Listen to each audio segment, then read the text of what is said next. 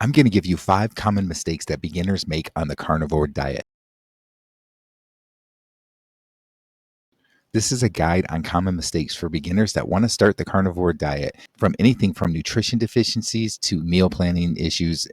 That's going to be in this list of the 5 common mistakes.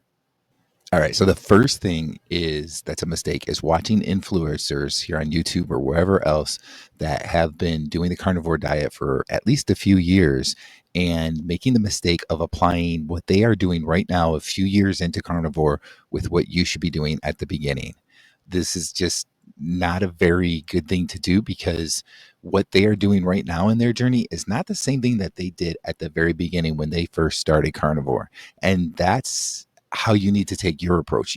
You're at the start of doing the diet, and there's just differences from what your body is like when you've been doing the carnivore diet for a while. So don't make the mistake of watching an influencer, seeing what they're doing 3, 5 years down the road, and thinking that this is exactly what you should be doing at the beginning.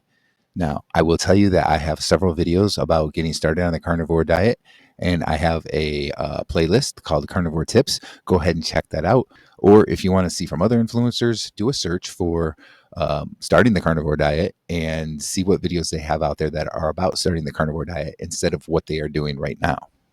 All right, so the second thing is not prioritizing protein. That's right, protein. It's considered a high fat diet, but protein is really key here. You want to make sure that you get your protein in the right sweet spot, right? So there are a lot of videos out there. Probably the simplest way to put this is that you want to take your ideal body weight and basically you're going to be eating in grams about that ideal body weight, actually a little less than that. But anyway, there are videos out there about it, and Professor Bart K has some really good information about just how much protein you should be eating. So what you really want to do is make sure that you get your protein in the right spot, and then if you're still hungry, then you add a little bit of fat in at the end of the meal till you get to the point that you're fully stuffed, ready to go, where you're not going to want to eat again in the next few hours. All right, the third common mistake is not taking electrolytes in the first 30 days of the carnivore diet.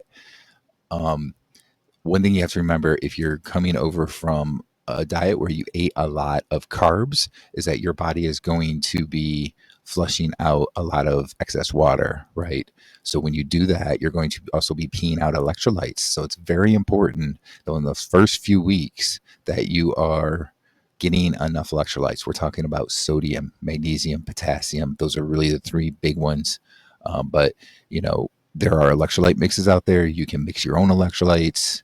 uh, just you're going to need electrolytes, especially if you're going to be doing exercising too, because then you're going to sweat and you're going to lose even more electrolytes. So it's very important in those first few weeks, I'd say up to 30 days or so, that you're substituting electrolytes as much as you can, not like overdoing it, but at least once a day, if not more, that you're doing a good electrolyte mix, or making sure you're really salting your food a lot, that kind of stuff, just to keep from getting some of the issues that a lot of people get with, like the keto flu, fatigue, that kind of stuff.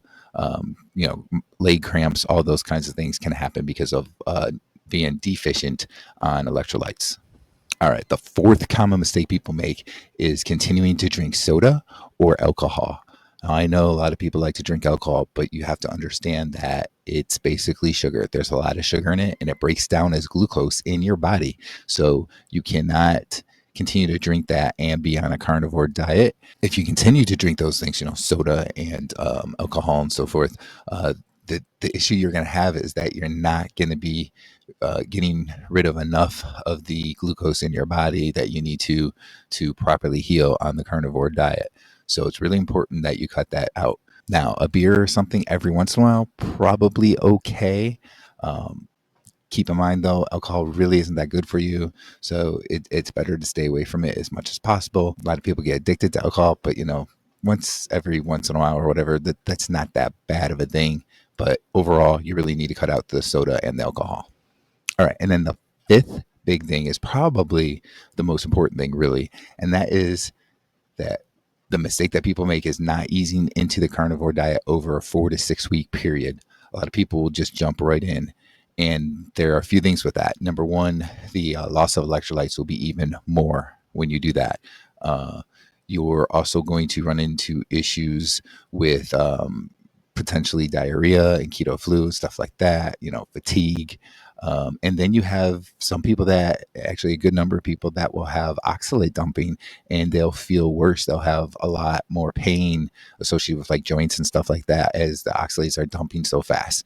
If you slowly ease in, slowly bringing that carb level that you were taking in down, the oxalate dumping isn't as bad. You don't seem to have as bad of an issue with the fatigue and the diarrhea and those types of things. So that is a key thing. Now, I'm going to give you a quick bonus thing, and that is at the same time you're easing into the diet, you want to kind of ease in the fat intake, right? And the big piece with that, again, is working with some of the keto flu type of things that you get, like diarrhea, for instance. And of course, again, diarrhea is another reason that you could have issues with your electrolytes getting low, deficient.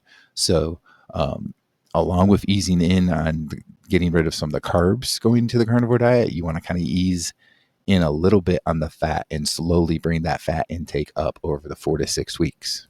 So these are my 5 biggest common mistakes that beginners make on the carnivore diet. You have another big mistake that you notice people make or that you made yourself, go ahead and drop it in the comments below so we can all learn from it.